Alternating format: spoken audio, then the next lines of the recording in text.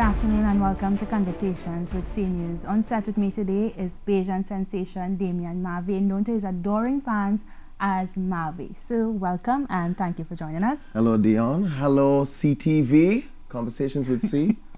I want you to start by telling me a little bit about your musical journey. Where did it all begin?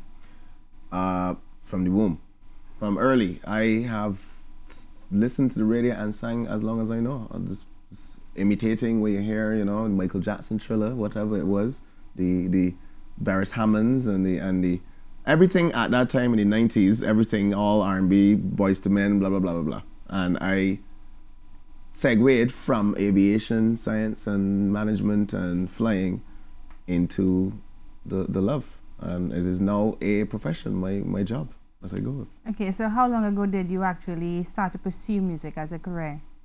This is probably a good 10 to 12. I am not new to this. This is not an overnight anything. This has been a long trucking, 3-hour gigs in holes here and holes there, weddings, funerals, hotels, restaurants, reggae, soca, all different brands and genres and whatnot, but definitely settling into a nice homely space the last 2-3 years with the soca.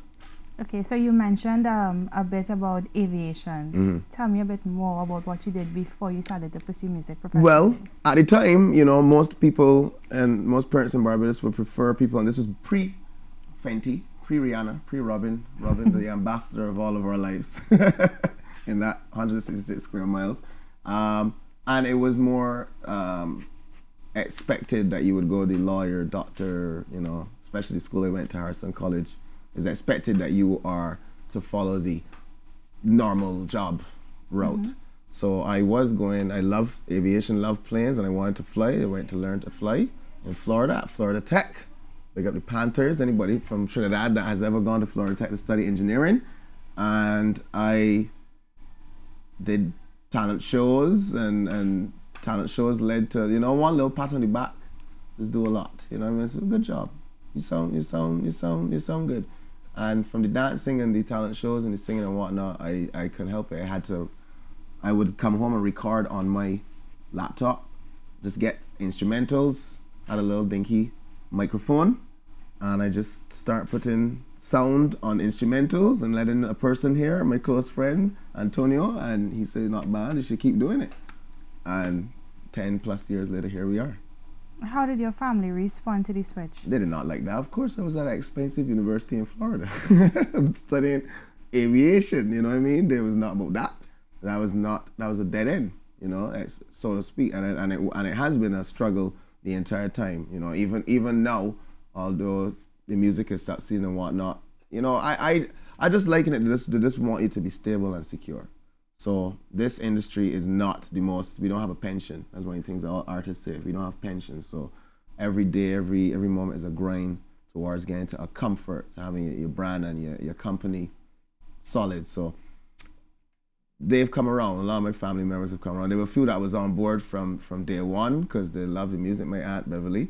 But the close rentals definitely was not feeling it at first. Do you ever? I had locks too. I had long locks too, so they thought I was just rebelling down the road. Do you ever regret it though?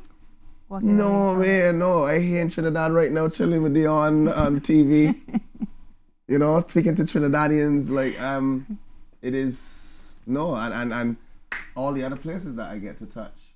Toronto before, Bahamas before, the piece of Jamaica. Is a dream come true constantly. And I have to, although it gets tiring, the up and down, the energy that you put out, and what I expect of myself to give of myself in every moment, it can drain you, but I will not give it up, no, because it is the dream come true. I am giving medicine to the world. Music is medicine. What would you say has been the highlight of your career so far? Wow, I wouldn't say one. Well, if I were to say a moment, it would be the Bushy Park Soca Monarch Finals, where I couldn't even understand how I was standing on a stage with Edwin Yearwood and Peter Ram, and it was huge to me. And just the fact that my name get called for Barbados Today champion. You know, I remember I keep remembering the girl walking forward. They announced the name of the girl walking forward. They check, and I just standing up thinking, okay. And she looked at me like, Marvay, that's you. You win. All right. And the crowd, you know, the crowd. I'll sum it all up in this one moment when I realized I was doing something. As I went on stage for that event, it there was this rush because I think probably it was 20,000 people. You know, we not as many numbers as y'all, but it was at least probably 25,000 people at Bushy Park. And from the time if I could, it was like a gust of wind, and I realized that's not wind, that is wow, that was wow. So that's one moment, and then a time frame would be Trinidad right now is is a huge thing. I had a song before last year, Survive the Weekend, and I did not get to come up promote it here. So a lot of y'all may not know about, you know, they want to challenge me, tell me, but there's a love of and an understanding from some people from it. But I did not get to promote it, so it was a dream come true to land here the first time in October and start chopping. Okay, what are some of the challenges that you would have encountered during your foray through the soca circuit? Well, the very first one is sound. I'm very perfectionist with giving people at each event every time the right energy, and I realized, okay, the sound is not always the best. And again, you just had to learn, you know, your stage presence for soca, because reggae, the sets I was doing before, is reggae. It was not necessarily dance hall, it was soul, so it's a different jump, different pace, you know, different bounce. So I wouldn't really call it a challenge. This was a learning curve. The big thing is the whole celebrity vibe. You know, because sometimes you just want to stick your feet in some slippers and go to the gas station. You know what I mean? But you cannot, because everywhere it is wait. And I guess that at first, because I'm actually more a introverted person most of the time. Most of the time I'm a little nerd. No, yeah, I'm both people. So I had to learn to be openly accepting in every moment to every person, bathroom stall, airport, Burger King line, wherever restaurant line, you know, it is that was a learning curve also. But I think I started to get the hang of that. Okay, so you went from reggae to soca, is that right? How and why? Well, I had done work with the Red Boys, with Scott Gott or the Red Boys years before. Chris Allman, Slam City is the first two that I started with, and I met Scott then because he was a good session guitarist then. Forayed into the music scene, the reggae scene, but one night I was performing in the Gap, which is like our avenue to you all, and Scott, full circle, had come in the Gap to chill, and I was singing, and I remember opening my eyes and thinking, I have to impress this man right now. I mean, I need for Scott to like what I'm doing right now.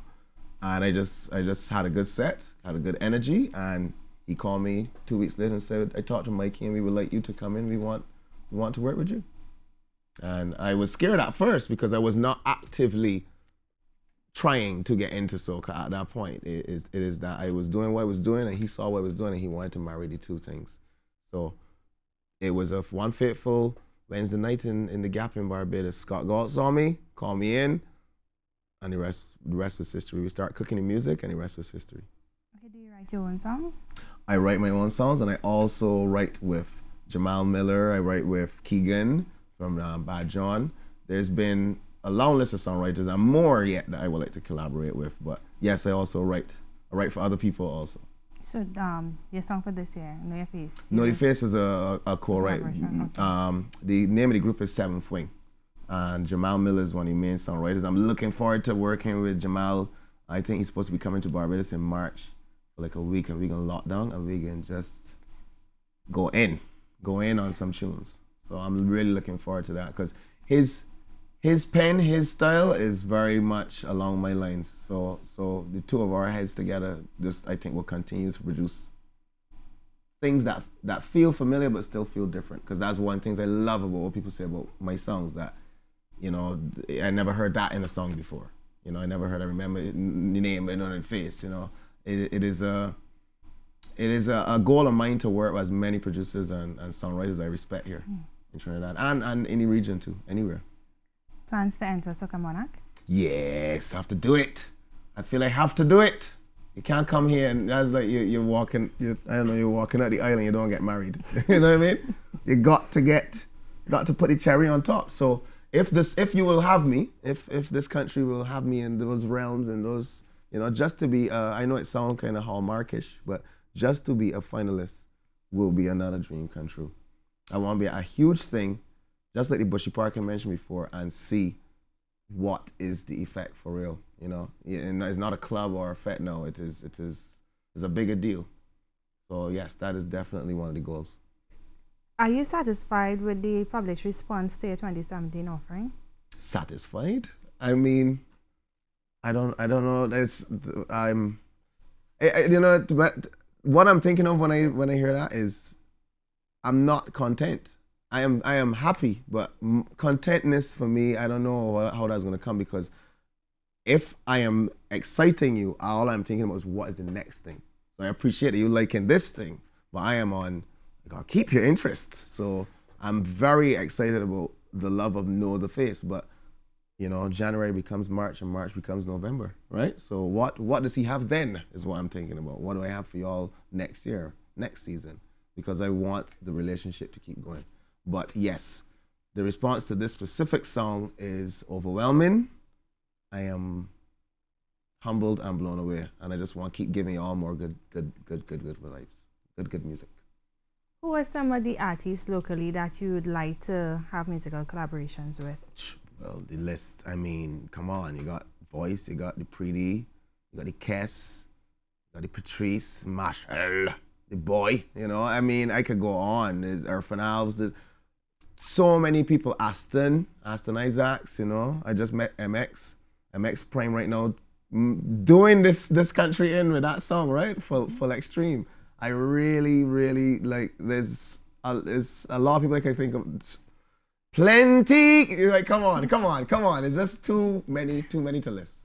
They're all individual, like, talents that we will see how it goes, how it organically falls into place, what duets or whatever happen. Anything in the works yet with regards to collaborations? There are some things in the works, yes. I have a song right now, Vibrate. You could go and check it out online. Vibrate was done with the Precision and the Bad John group. That's Casey and Kyle and Keegan.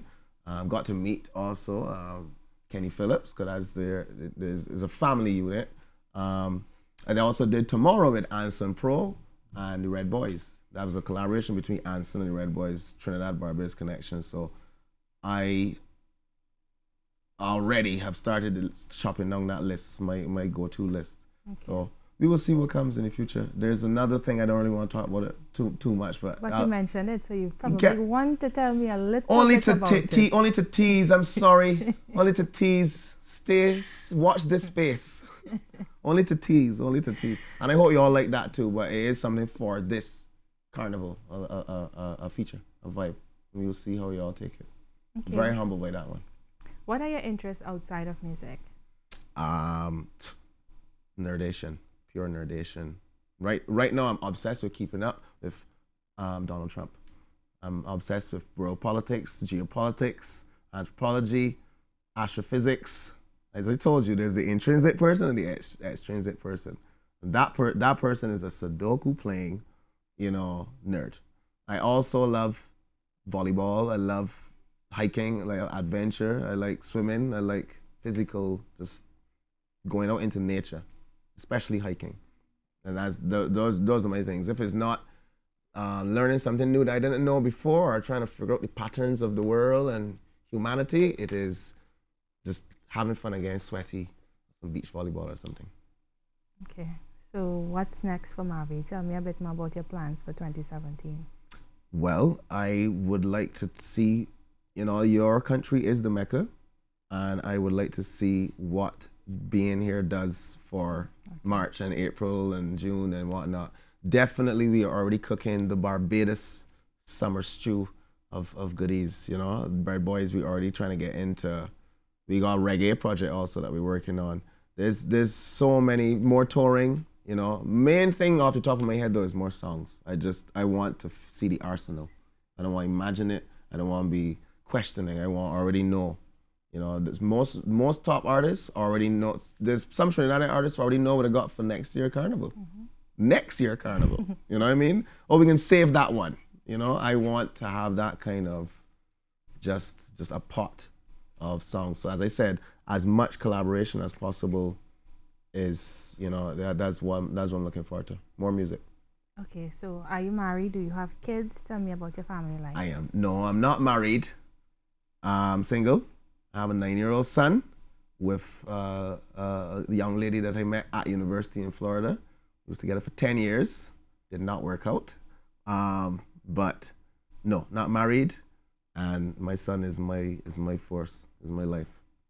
Okay, are you going to bring him to Trinidad for Carnival?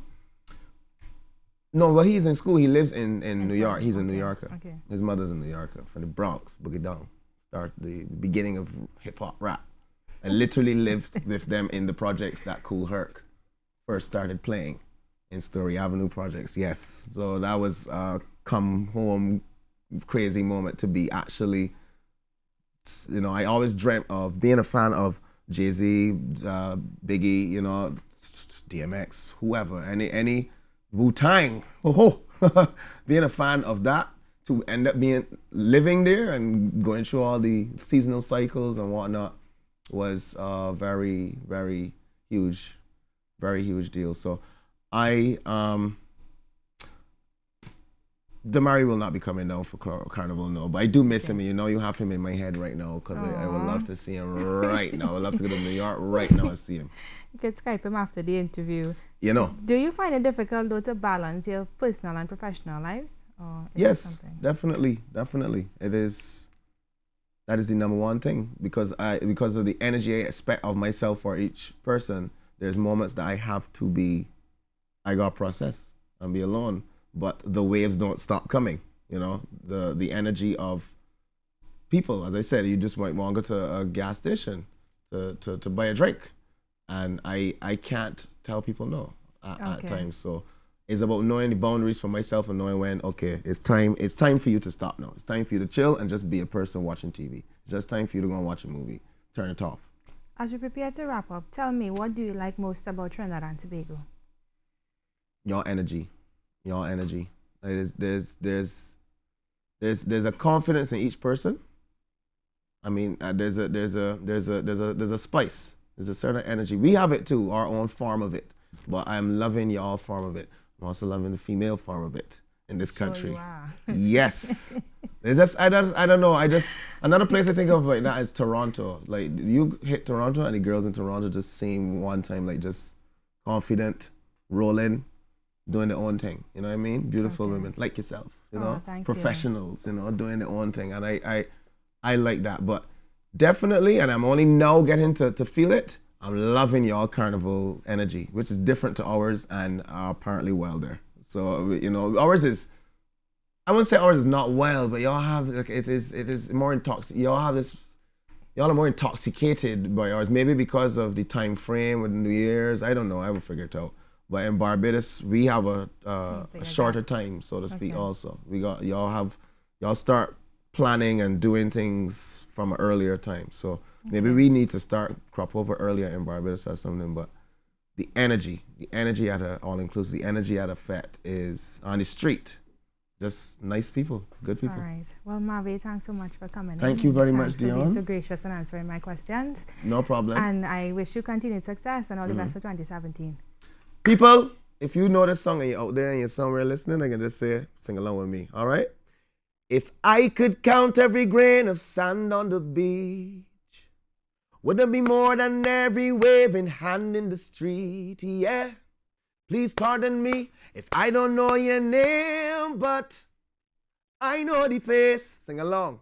Last time I saw you, you was in the middle jumping up at Mocha Vice. I could see you winding up that waist from miles away. On a truck singing a song, you know every line to it. But I ain't hear you when you call, sing it. I may not remember your name, Dion. But trust me, I know the face. You see what I'm talking about? I know the face. I may not remember your name, but trust me, know the face. You know I know the face. Trinidad, big up yourself. Love you all. Thank you for having me. Thanks for being here. Thank you, Dion. Much love, people. Big up yourself.